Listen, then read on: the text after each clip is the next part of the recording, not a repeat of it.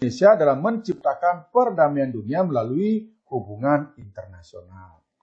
Jadi yang pertama kita bahas tentang makna hubungan internasional. Pertanyaan mungkin yang akan muncul, bagaimana seandainya negara kita, itu Indonesia, tidak melakukan hubungan dengan negara lain? Apabila negara kita tidak menjalin hubungan dengan negara lain, tentu negara kita akan dikucilkan dari pergaulan bangsa-bangsa di dunia. Hal ini tentunya akan merugikan dalam kehidupan berbangsa maupun dalam kehidupan bernegara. Hubungan internasional itu sendiri merupakan salah satu jawaban bagi persoalan yang dialami oleh suatu negara. Karena ketika suatu negara belum mampu memenuhi kebutuhan dalam negerinya, maka melalui hubungan internasional ini, maka negara yang bersangkutan akan mampu memenuhi kebutuhan dalam negerinya yang tidak mampu dipenuhi sendiri. Nah, berkaitan dengan hal tersebut, apa sih sebenarnya hubungan internasional itu? Jadi secara umum, hubungan internasional itu diartikan sebagai hubungan yang bersifat global yang meliputi semua hubungan yang terjadi dengan melampaui batas-batas negara. Konsepsi hubungan internasional oleh para ahli sering dianggap sama atau dipersamakan dengan konsepsi politik luar negeri, hubungan luar negeri, dan politik internasional. Padahal sebenarnya ketiga konsep tersebut memiliki makna yang berbeda satu sama lain. Akan tetapi mempunyai persamaan yang cukup mendasar dalam hal ruang lingkupnya, yaitu melampaui batas-batas negara atau lingkupnya itu adalah internasional. Nah, sekarang apa sih perbedaan ketiga hal tersebut? Yang pertama, politik luar negeri itu adalah seperangkat cara atau kebijakan yang dilakukan oleh suatu negara untuk mengadakan hubungan dengan negara lain dengan tujuan untuk tercapainya tujuan negara serta kepentingan nasional negara yang bersangkutan. Kemudian yang kedua, yang dimaksud dengan hubungan luar negeri, yaitu keseluruhan hubungan yang dijalankan oleh suatu negara dengan semua pihak yang tidak tunduk pada kedaulatannya. Sedangkan yang ketiga, yaitu politik internasional, yaitu politik antar negara yang mencakup kepentingan dan tindakan beberapa atau semua negara, serta proses interaksi antar negara maupun antar negara dengan organisasi internasional.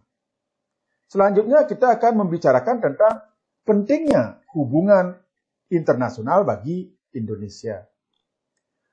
Suatu negara atau suatu bangsa tentu tidak akan dapat hidup sendiri tanpa bantuan dari negara lain. Untuk menjaga kelangsungan hidup dan mempertahankan kemerdekaannya, maka setiap negara tentu membutuhkan bantuan dari negara lain. Nah, oleh karena demikian, maka setiap negara harus mengadakan hubungan baik dengan negara lain. Suatu negara dapat menjalin hubungan dengan negara lain jika kedaulatan negara yang bersangkutan sudah diakui oleh negara lain, baik secara de facto maupun de jure. Nah, faktor-faktor apa saja yang menyebabkan perlunya kerjasama dalam bentuk hubungan internasional? Tentu yang pertama adalah faktor internal, yaitu untuk menjaga kelangsungan hidup dari negara yang bersangkutan, baik dari masalah kudeta dalam negerinya maupun intervensi dari negara lain. Kemudian yang kedua ada faktor eksternal, yaitu tidak dapat dipungkiri bahwa ada ketentuan hukum alam yang menyatakan bahwa suatu negara tidak akan mungkin bisa berdiri sendiri tanpa bantuan dan kerjasama dengan negara lain. Ketergantungan tersebut terutama dalam upaya memecahkan masalah-masalah yang dihadapi oleh negara yang bersangkutan, seperti masalah ekonomi, masalah politik, masalah hukum, masalah sosial budaya, maupun pertahanan dan keamanan. Nah, sekarang bagi Indonesia apa sih arti pentingnya sebuah hubungan internasional itu? Hubungan internasional bagi negara Indonesia hal yang sangat penting dalam rangka memenuhi kebutuhan nasional yang tidak dapat dipenuhi atau belum dapat dipenuhi sendiri dengan menerapkan prinsip politik luar negeri bebas aktif yang diabdikan bagi kepentingan nasional, terutama kepentingan pembangunan di segala bidang. Pembangunan hubungan internasional bangsa Indonesia tentu ini ditujukan untuk peningkatan persahabatan dan kerjasama, baik kerjasama di bidang bilateral, regional maupun multilateral melalui berbagai macam forum sesuai dengan kepentingan dan kemampuan nasional kita. Untuk mencapai hal tersebut, maka bangsa Indonesia harus mampu meningkatkan kualitas dan kinerja para diplomat yang kita miliki agar mampu melakukan diplomasi yang proaktif dalam segala bidang untuk membangun citra positif Indonesia di dunia internasional. Di samping itu juga harus mampu memberikan perlindungan dan pembelaan terhadap warga negara dan kepentingan negara kita, serta memanfaatkan setiap peluang bagi kepentingan nasional kita. Nah, sekarang kita bicarakan tentang politik luar negeri Indonesia.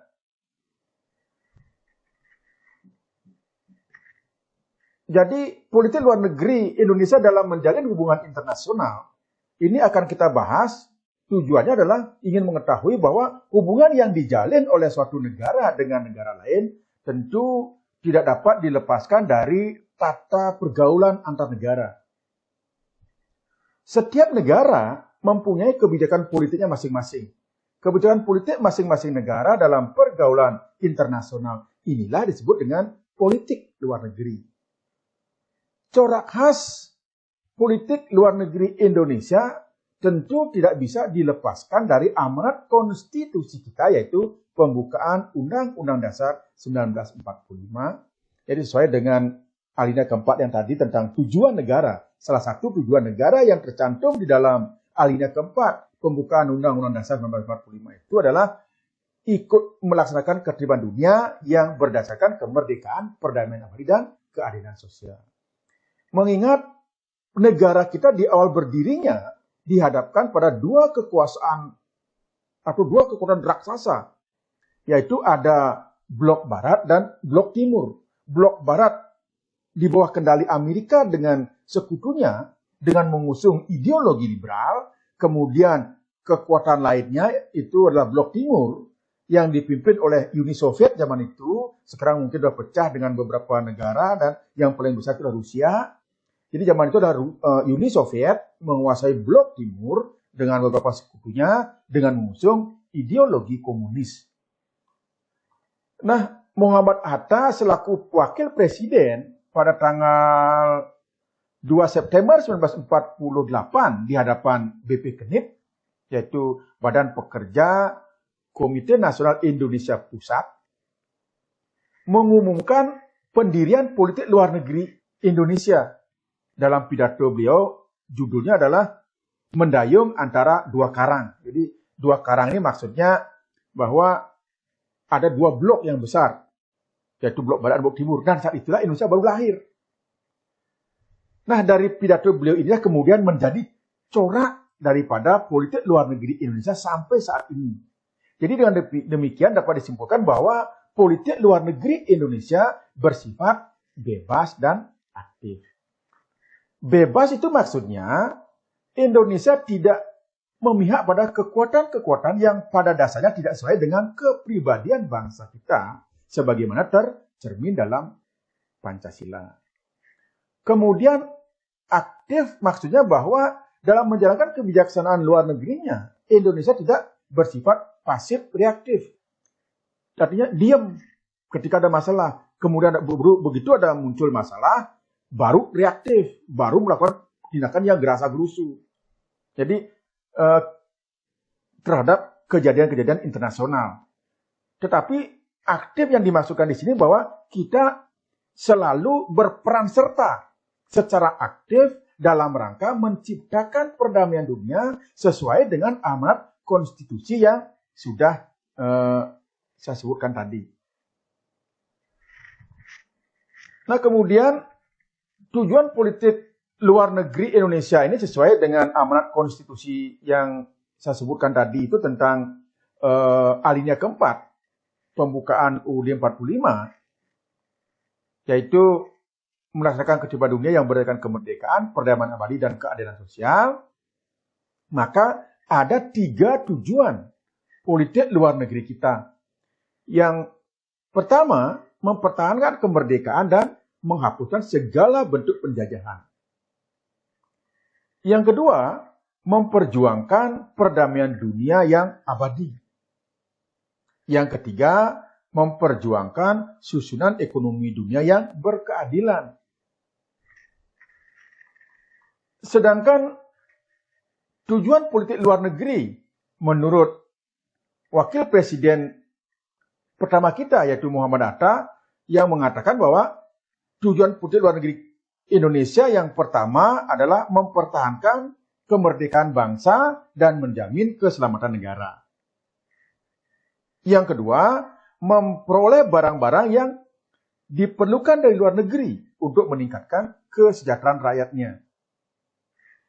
Yang ketiga, meningkatkan perdamaian dunia internasional dan memperoleh syarat-syarat yang diperlukan untuk meningkatkan kesejahteraan rakyat. Yang keempat, meningkatkan persaudaraan antar bangsa sebagai pelaksanaan cita-cita yang terkandung di dalam Pancasila. Sedangkan sifat daripada politik luar negeri kita yang pertama itu adalah bebas aktif. Nah, apa itu bebas dan apa itu aktif sudah kita bahas sebelumnya. Kemudian anti kolonialisme. Ini jelas-jelas negara Indonesia menunjukkan prinsipnya, menunjukkan komitmennya terhadap anti kolonialisme sesuai dengan amanat konstitusi kita, yaitu pembukaan Undang-Undang Dasar Negara Republik Indonesia tahun 1945, alinea pertama. Kemudian yang ketiga, mengabdi kepada kepentingan nasional. Jadi, politik luar negeri yang dilaksanakan, muaranya adalah untuk kepentingan nasional kita. Untuk kesejahteraan rakyatnya. Dan yang terakhir, sifat politik luar negeri kita adalah demokratis. Artinya bahwa segala sesuatunya itu tidak boleh hanya didominasi, tapi tentu ada kompromi di sana. Kemudian selanjutnya ada beberapa peristiwa penting yang menggambarkan pelaksanaan politik luar negeri kita, yaitu bebas aktif. Yang pertama, Indonesia menjadi anggota PBB yang ke-60 pada tanggal 28 September tahun 1950. Nah, walaupun akhirnya Indonesia pernah keluar dari keanggotaan PBB itu tanggal 7 Januari tahun 1965 sebagai bentuk protes sebenarnya atas diterimanya Malaysia menjadi anggota tidak tetap Dewan Keamanan PBB. Namun pada tanggal 28 September tahun 66 atau 1966 Indonesia kembali menjadi anggota PBB dan keanggotaannya tetap nomor 60. Kemudian memprakarsai penyelenggaraan Konferensi Asia Afrika tahun 1955 yang akhirnya melahirkan semangat dan solidaritas negara-negara Asia Afrika. Kemudian lahir Piagam Dasar Sila Bandung. Kemudian yang ketiga, keaktifan Indonesia sebagai salah satu pendiri negara Gerakan Non-Blok atau GNB tahun 1961. Bahkan pada tahun 92 dalam konferensi negara-negara non-blok yang berlangsung di Jakarta, Indonesia ditunjuk menjadi ketua GNB waktu itu. Jadi melalui GNB ini secara langsung Indonesia telah turut serta meredakan ketegangan perang dingin antara blok barat dengan blok timur pada saat itu. Kemudian yang keempat, terlibat langsung dalam misi perdamaian dari Dewan Keamanan PBB dengan mengirimkan pasukan Garuda ke beberapa negara yang dilanda konflik seperti di Kongo, kemudian ada di Vietnam, Kamboja, apalagi ya, Bosnia dan sebagainya. Bahkan pada tahun 2007, Indonesia ditetapkan menjadi anggota tidak tetap Dewan Keamanan PBB. Kemudian yang kelima, Indonesia menjadi salah satu pendiri ASEAN, yaitu Association of Southeast Asian Nations, yaitu organisasi negara-negara di kawasan Asia Tenggara. Bahkan Sekretariat Jenderal ASEAN itu berada di Jakarta. Nah baik, demikian sahabat pembelajar yang bisa kita bahas materi kelas 11 di semester 2 ini tentang dinamika peran Indonesia dalam perdamaian dunia. Untuk pertemuan selanjutnya kita akan bahas subpokok bahasan B-nya, yaitu peran Indonesia dalam menciptakan perdamaian dunia melalui organisasi internasional. Semoga dalam suatu lingkup masyarakat, keberadaan organisasi sangat penting bagi sebuah wadah berkumpulnya sekelompok orang untuk mencapai tujuan-tujuan tertentu. Hal ini juga berlaku dalam lingkup masyarakat dunia internasional, sehingga muncullah berbagai macam-macam organisasi internasional. Dari sisi pengertian, yang dimaksud dengan organisasi internasional itu adalah sebuah organisasi yang dibentuk masyarakat dunia yang terdiri dari beberapa negara dengan tujuan untuk menciptakan tata hubungan internasional yang lebih baik dalam aspek ekonomi, sosial budaya, ilmu pengetahuan dan teknologi, keamanan, dan lain sebagainya. Sebagai perwujudan komitmen bangsa Indonesia dalam menciptakan perdamaian dunia, maka mari kita sekarang bahas tentang peran Indonesia dalam beberapa organisasi internasional. Yang pertama kita akan bicarakan peran Indonesia di Perserikatan Bangsa-Bangsa. Indonesia secara resmi menjadi anggota PBB yang ke-60 pada tanggal 28 September 1950 dengan suara bulat dari para negara anggota. Hal tersebut terjadi kurang lebih setahun setelah pengakuan kedaulatan Indonesia oleh Belanda melalui Konvensi Meja Bunar. Nah, sejak tahun itu pula PBB secara konsisten mendukung Indonesia untuk menjadi sebuah negara yang merdeka dan berdaulat. Peran PBB ini terlihat ketika Indonesia pada masa revolusi fisik yang begitu cukup besar, seperti terjadinya agresi militer Belanda yang pertama, Indonesia dan Australia mengusulkan agar persoalan Indonesia ini dibahas dalam sidang umum PBB.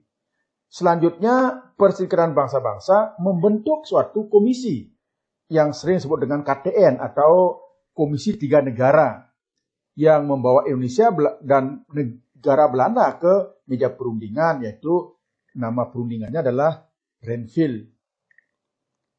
Ketika terjadi agresi militer Belanda yang kedua, PBB juga menunjukkan perannya yang begitu besar sehingga membentuk UNCI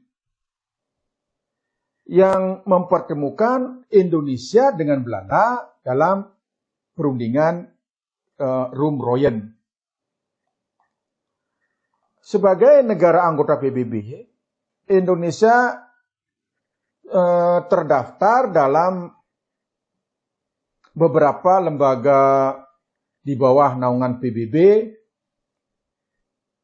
seperti salah satunya adalah Menteri Adda Malik, yaitu Menteri Luar Negeri pada waktu itu, menjabat sebagai Ketua Sidang Majelis Umum PBB untuk masa sidang tahun 1974.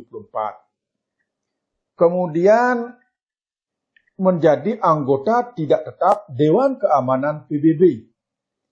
Jadi Indonesia pertama kali menjadi anggota tidak tetap pada masa pemerintahan Presiden Soeharto, yaitu dari tahun 1974 sampai 75, kemudian terpilih kembali 19 1995 sampai 1996.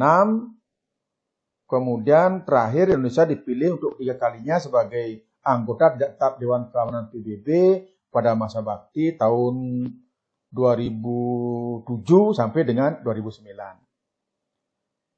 Setelah itu yang ketiga menjadi Komisi Hukum Internasional atau International Law Commission.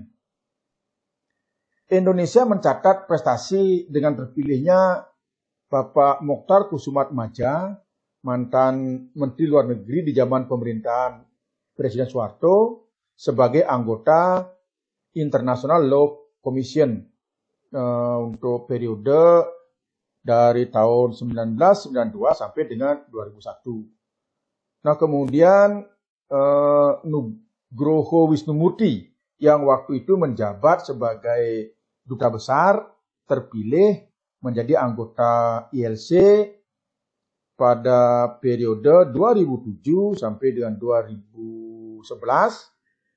Kemudian terpilih kembali pada masa tugas 2012 sampai dengan 2016. Setelah itu menjadi anggota Dewan Hak Asasi Manusia. Dari 47 negara anggota PBB yang dipilih pada tahun 2006, Indonesia juga kemudian terpilih kembali menjadi anggota Dewan Hak Asasi Manusia untuk periode 2007 sampai dengan 2010 yang didukung oleh 165 negara anggota PBB. Kemudian kita juga sering mengirim kontingen Garuda dalam misi pemeliharaan perdamaian dunia. Jadi dalam misi menjaga perdamaian dunia, PBB punya yang disebut dengan UNPO, United Nations Peacekeeping Operation, atau misi perdamaian, misi pemeliharaan perdamaian atau MPP. Indonesia terlibat dalam misi pemeliharaan perdamaian PBB ini tidak lepas dari amanat konstitusi pembukaan Undang-Undang Dasar 1945, yaitu alinea keempat yang sudah kita bahas di sub pokok bahasan A sebelumnya, yaitu salah satu tujuan negara kita adalah menjaga ketertiban dunia berdasarkan kemerdekaan, perdamaian abadi, dan keadilan sosial. Keterlibatan Indonesia di misi pemeliharaan perdamaian PBB ini dimulai sejak tahun 1957 dan sudah diakui oleh berbagai pihak. Indonesia diberi kepercayaan oleh PBB untuk mengirim personel keamanan terbaiknya dalam menjalankan misi pemeliharaan perdamaian.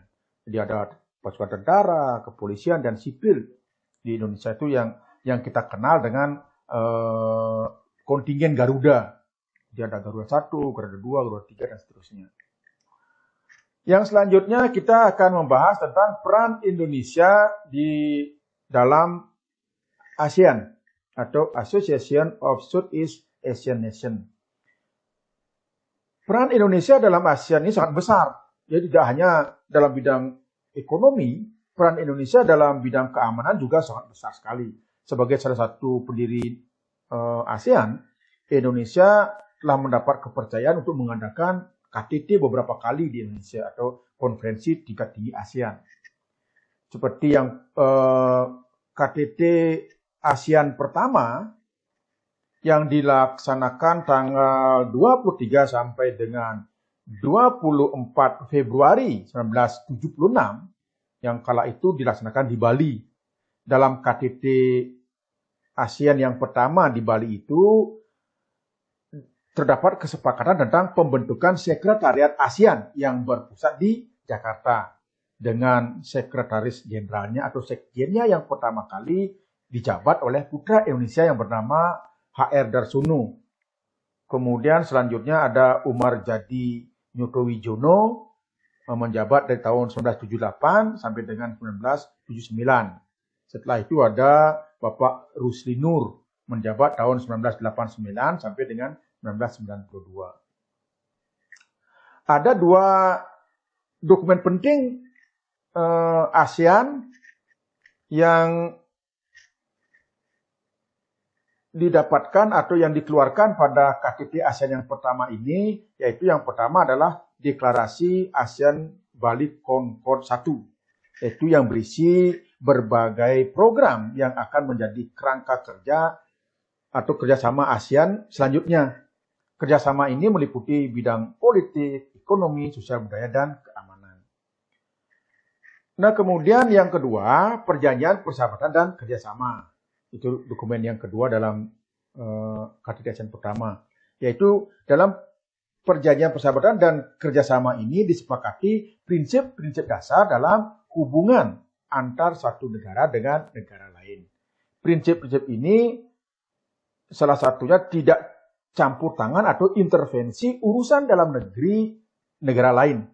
Kemudian ketika ada perselisihan, maka menyelesaikan perselisihan tersebut dengan cara-cara damai dan menggunakan dan menolak penggunaan ancaman-ancaman atau kekerasan-kekerasan. Kemudian ada pertemuan informal pemimpin ASEAN yang pertama. Pada pertemuan informal pemimpin ASEAN yang pertama ini diselenggarakan di Jakarta pada tanggal 30 November tahun 1996. Pada pertemuan ini merupakan tindak lanjut dari keputusan yang dihasilkan ketika KTT ASEAN yang kelima yang dilaksanakan di Bangkok. Maka ditindaklanjuti dengan pertemuan informal pemimpin negara ASEAN yang pertama. Kemudian yang ketiga, yaitu KTT ASEAN yang ke-9 yang dilaksanakan pada tanggal 7 sampai dengan 8 Oktober tahun 2003. Jadi kembali dilaksanakan di Bali lagi. Pada KTT ASEAN ke-9 ini yang dilaksanakan tanggal 7 sampai dengan 8 Oktober 2003 di Bali ini dihasilkan deklarasi ASEAN Bali Concord yang kedua sebagai tindak lanjut atau sebagai kelanjutan dari Bali Concord yang pertama ketika dihasilkan pada KTT ASEAN pertama tahun 1976 di Bali. Bali Concord kedua ini berfungsi memperkuat visi daripada ASEAN tahun 2020. Dalam Bali Concord 2 ini, Indonesia mengusulkan pembentukan Komite ASEAN atau ASEAN Community. Ada 3 pilar yang dihasilkan dalam Bali Concord 2 ini, yaitu 3 pilarnya adalah ada 3 komunitas ASEAN.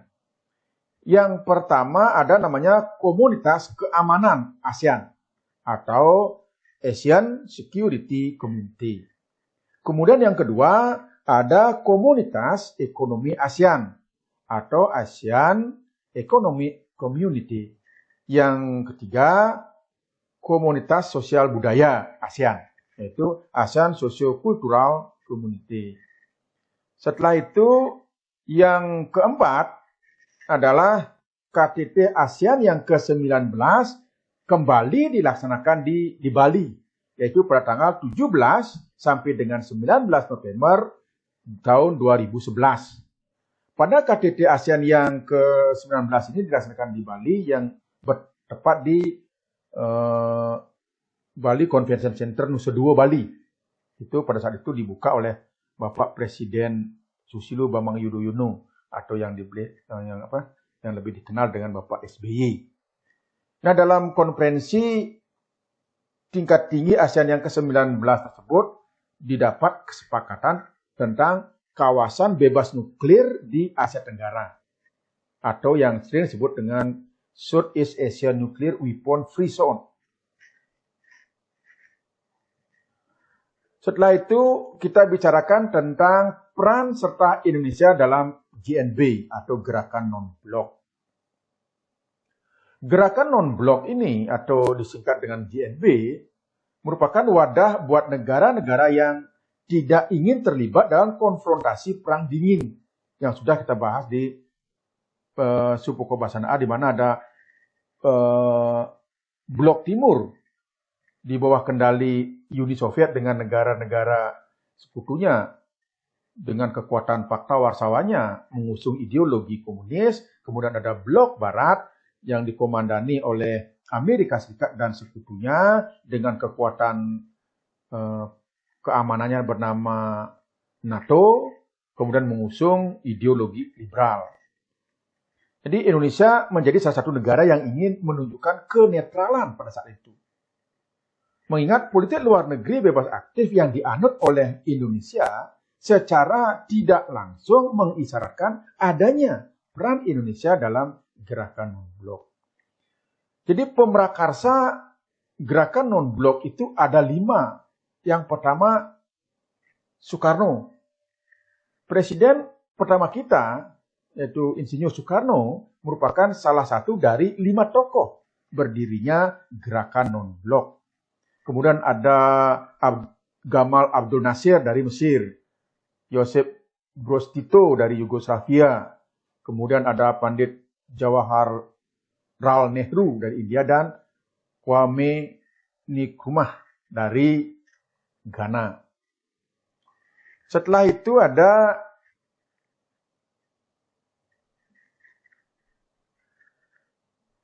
yang kedua, tentang pemimpin gerakan non-blok pada tahun 1991. Jadi Indonesia pernah menjadi pemimpin atau ketua gerakan non-blok, yaitu pada tahun 1991 yang dijabat oleh presiden kedua kita, yaitu Presiden Soeharto, menjadi ketua gerakan non-blok di tahun 1991 ini. Kemudian yang ketiga, menyelenggarakan KTT ke-10 gerakan non-blok. Pada saat itu Indonesia menjabat pemimpin GNB, yaitu oleh Bapak Presiden Soeharto. Indonesia berhasil menyelenggarakan KTT yang ke-10 gerakan non-blok yang bertempat di Jakarta. Kemudian dihadiri oleh 106 negara anggota gerakan non-blok yang dilaksanakan dari tanggal 1 sampai dengan 6 September tahun 1992. Nah, kemudian yang keempat, memecahkan masalah-masalah dunia berdasar atas asas keadilan. Jadi Indonesia menjadi negara yang ikut memecahkan masalah-masalah dunia berdasarkan perdamaian dunia. Selain itu, Indonesia juga memperjuangkan hak asasi manusia dan tata ekonomi dunia yang berdasarkan pada asas keadilan. Salah satunya mungkin yang bisa kita lihat adalah peran penting Indonesia dalam meredakan ketegangan di kawasan bekas negara Yugoslavia. Nah, itu mungkin yang bisa saya sampaikan pada pertemuan yang kedua untuk membahas materi kelas 11 bab 4 tentang dinamika peran Indonesia dalam perdamaian dunia.